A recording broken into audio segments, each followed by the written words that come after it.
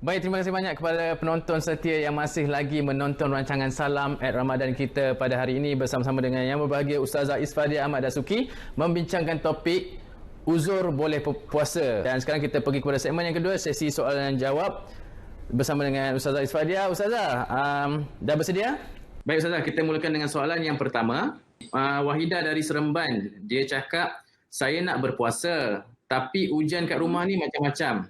Ujian makanan, ujian emosi, perangai orang lain yang membuat kemarahan. Kuruslah pahala puasa kot. Pendapat Ustazah macam mana? Silakan. Ya, okey. Kita tahu bulan Ramadan ini adalah bulan puasa. Dan bila dia bulan puasa, dia perlu ada jihad, syahrul jihad. Bulan jihad dan berjuang. Memang ujian itu akan datang sebab dia nak beri kematangan pada kita, dia nak bagikan kita ini peluang untuk mendapat pahala kan. Jadi bila kita nak marah, kemudian kita tahan marah tu. Sebab maksud puasa, saum maksudnya imsak. Imsak ni menahan.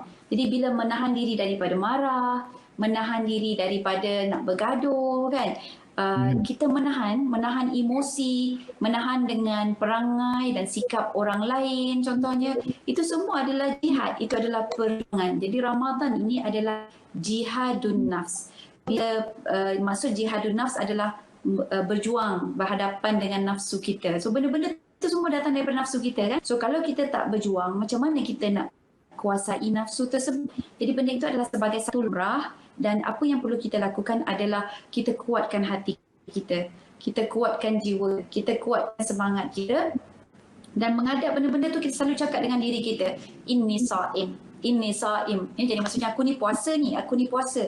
Jadi kita jadikan puasa itu, Ramadan itu sebagai kekuatan buat kita berhadapan dengan semua ujian-ujian tersebut.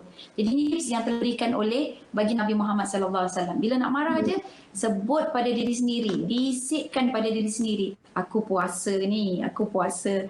Ini setan ni memang sengaja je nak umpan, nak kuruskan pahala kan.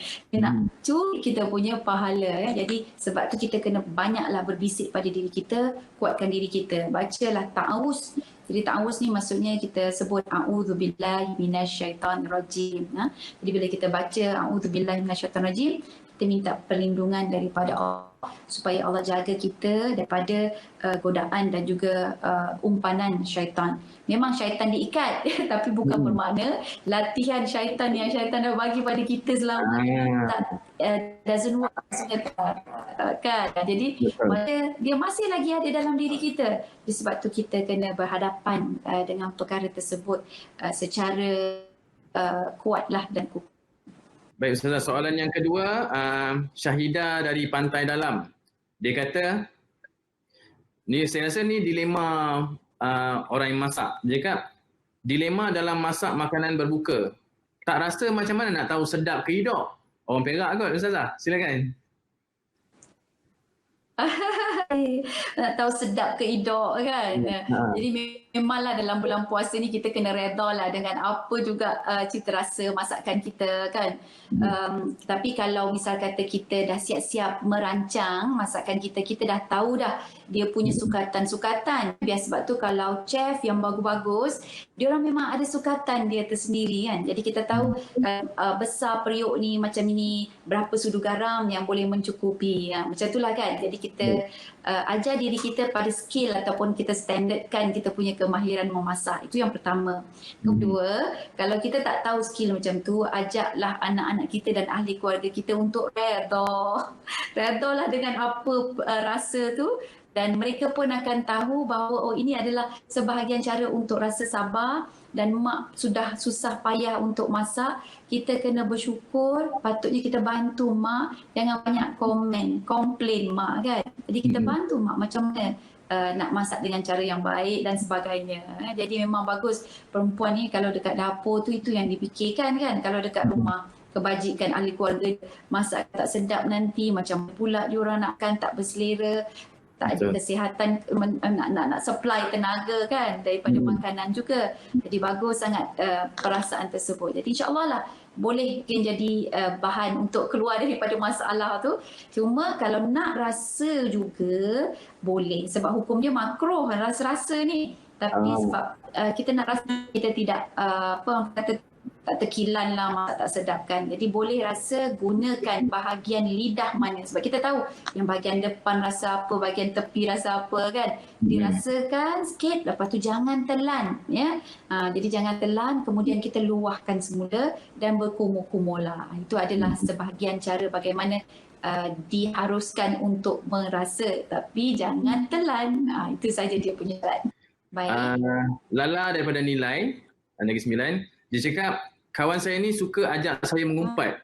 Macam mana nak cakap kat dia kurang pahala puasa tanpa dia berkecil hati? Maknanya bulan puasa tu masih beroperasi, dia punya operasi mengumpat tu, Ustazah, kawan dia ni. Silakan. Ya, baik. Okey. Jadi sebab dia ala habis tegal biasa kan, sebab waktu tu dah biasa mengumpat, mungkin sedap sangat kan. Jadi memang cerita pasal orang ni best tau Syam, sampai kita terlupa. Tapi persaranan saya, pandangan saya adalah cara yang terbaik kita cuba tukar topik.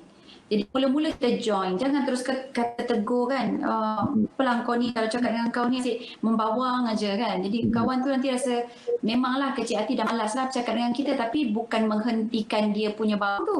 Dia tetap juga mengumpat dengan orang lain kan. So it doesn't work. Kalau yang terbaik lah bila kita boleh dengar, kemudian kita cuba tukar topik.